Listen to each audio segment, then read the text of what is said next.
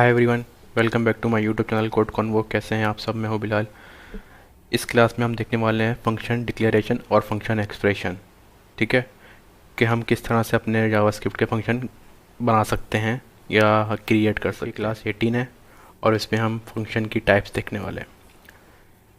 तो बेसिकली ये काम तो दोनों, मतलब हम एक्सप्रेशन और डिक्लेरेशन का काम तो सेम होता है। मतलब रिज़ल्ट जो दिखाएगा वो सेम ही दिखाएगा, लेकिन इनमें फ़र्क क्या है, इनमें डिफरेंस क्या है, आइए देखते हैं।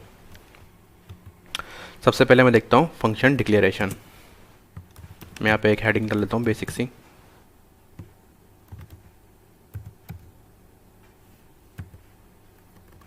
मैं नीचे आता हूँ, मैं बनाता हूँ फंक्शन ABC, सॉरी मैं बनाता हूँ कॉल एज। ठीक है, इसमें मैं लिख देता हूँ बर्थ ईयर।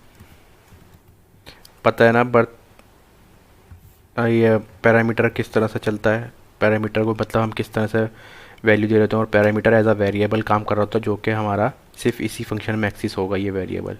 ठीक है, और मैं यहाँ पे आ जाता हूँ, मैं करता हूँ const age is equal to 2023 चल रहा है ना, माइनस बर्थ डेट। सही। अच्छा, अब मुझे ये रिटर्न करना है ना, तो मैं क्या करता हूँ, रिटर्न ये वेरिएबल रिटर्न कर दूंगा। लेकिन मैं चाह रहा हूँ कि मैं वेरिएबल क्रिएट ना करूँ, तो मैं डायरेक्ट भी रिटर्न कर सकता हूँ इस तरह से ये। ठीक है, मैं ये हटा देता हूँ। अच्छा, मैंने यहाँ पे क्या करा, मैंने डायरेक्ट जो है वैल्यू रिटर्न करवा दी जो कि मुझे रिजल्ट में चाहिए थी। मतलब जो कि मुझे ईयर में से मुझे बर्थ ईयर माइनस करना, तो मैंने डायरेक्ट वैल्यू अपनी रिटर्न करवा दी, ना कि वेरिएबल। तो हम इस तरह से भी काम कर सकते हैं। लास्ट क्लास में हमने वेरिएबल बना के रिटर्न कर देते, वो काम भी सही होता है और ये काम भी सही होता है। ठीक है, तो ऐसा कोई मसला नहीं है। अगर आपको इस तरह से काम करना पसंद है तो आप इस तरह से कर लें, लेकिन मैं आपको बोलूँगा कि अगर आप वेरिएबल में सेव करके काम करते हो तो ज़्यादा बेस्ट है बिगिनर लेवल पे। ठीक है, हर एक चीज़ को वेरिएबल में स्टोर करना एक बहुत अच्छी प्रैक्टिस होती है हमारे लिए। सही। मैं यहाँ पे करूँगा कॉन्स्ट, अपने फंक्शन को करूँगा मैं कॉल, सॉरी मैं करूँगा age 1 is equal to calc cage,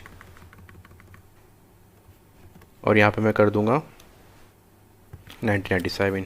ठीक है, अब नीचे आता हूँ, उसको मैं करता हूँ कंसोल, और मैं कर देता हूँ एज,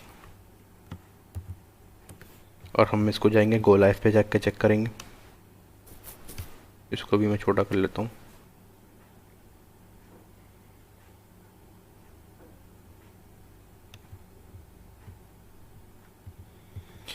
इसको मैं कंसोल करके देखता हूँ क्या रिज़ल्ट आ रहा है। तो देखिए यहाँ पे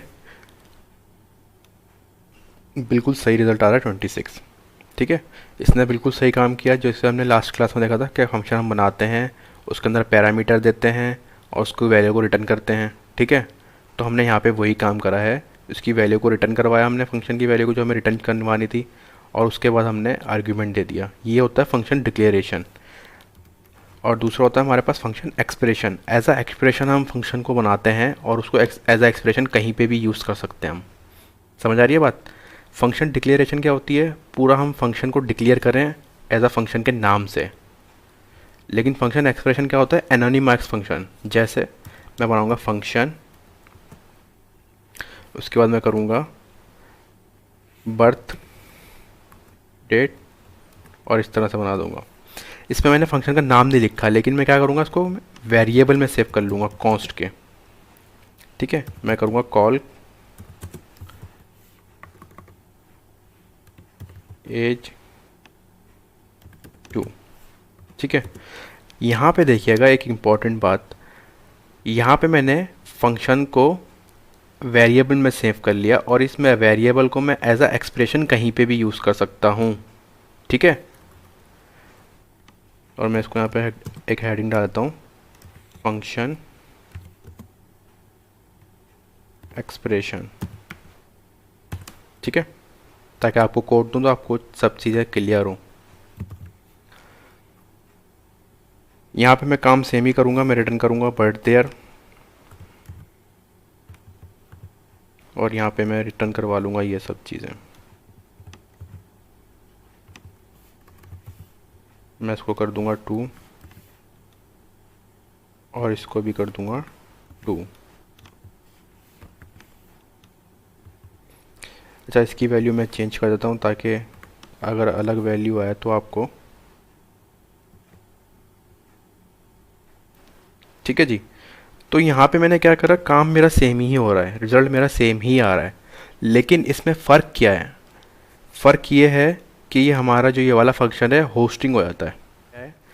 जैसे मैं इस वेरिएबल को, इस एज 1 के वेरिएबल को मैं कर लेता हूँ ऊपर, तो देखें पहली वाली वैल्यू का हमारा कोई फ़र्क नहीं पड़ा। समझ आ रही है बात? लेकिन अगर मैं यही काम, मतलब ये वाली जो मेरा वेरिएबल में जिसमें मैंने अपना फंक्शन सेव किया है वो मैं इसको कर लेता हूँ ऊपर, तो यहाँ पे फ़र्क पड़ता है। यहाँ पे क्या फ़र्क पड़ रहा है? Can not access calc as 2 before initialization. ये क्यों नहीं हो रहा इनिशियलाइजेशन? ये इसलिए नहीं हो रहा, ये जो हमारा फंक्शन एक्सप्रेशन है ये होस्टिंग नहीं होता, ठीक है। जावास्क्रिप्ट होस्टिंग एक अलग टॉपिक है। फ़िलहाल आप अभी ये समझ लें कि हमारा जो ये डिक्लेरेशन का जो, सॉरी, एक्सप्रेशन का जो फंक्शन हमारा काम कर रहा होता है वो हमें लाइन बाय लाइन काम करना होता है, ठीक है। लाइन बाय लाइन कोड को काम करना होता है, वरना वो काम नहीं करेगा। तो इस तरह से अगर हम काम करते हैं तो हमारे जो बग हैं, हमारा जो एरर हैं, वो आना कम से कम चांसेस होते हैं, ठीक है। मतलब ये इजी टू यूज़ होता है, और हमें अगर फंक्शन एक्सप्रेशन में काम करते हैं तो हमारा कोड रीडेबल होता है, ठीक है। बाज़ औक़ात हम कोड करते करते कुछ ऐसी छोटी छोटी मिस्टेक कर जाते हैं जिसकी वजह से हमें कुछ इस टाइप के इशू आते हैं, जैसे हमने अभी करके देखा। जैसे मैंने वेरिएबल ऊपर कर दिया और वो एरर आ गई हमारे जावास्क्रिप्ट के कोड में, ठीक है।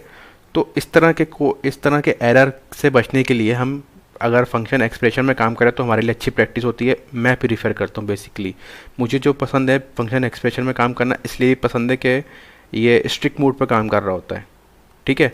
एक तो हमारा बग से फ्री होता है ये, और एनोनिमस फंक्शन होता है, मतलब हम वेरिएबल में सेव करते हैं इसको। वेरिएबल में सेव करने का मतलब क्या है? हम एज अ एक्सप्रेशन कहीं पे भी यूज़ कर सकते हैं इसको, ठीक है। और ये हमें ये वैल्यू, एक्सप्रेशन क्या होता है? हमें वैल्यू प्रोवाइड करता है। मैंने आपको समझाया था, हम आगे आने वाली क्लासों में एक्सप्रेशन और स्टेटमेंट के बारे में बहुत ज़्यादा डिस्कस कर रहे होंगे। जब भी मैंने उसके लिए अलग क्लास की थी, अगर आपने वो वीडियो नहीं देखी तो आप वो वीडियो देख लें, तो आपको एक्सप्रेशन के बारे में फ़र्क पता चल जाएगा, ठीक है।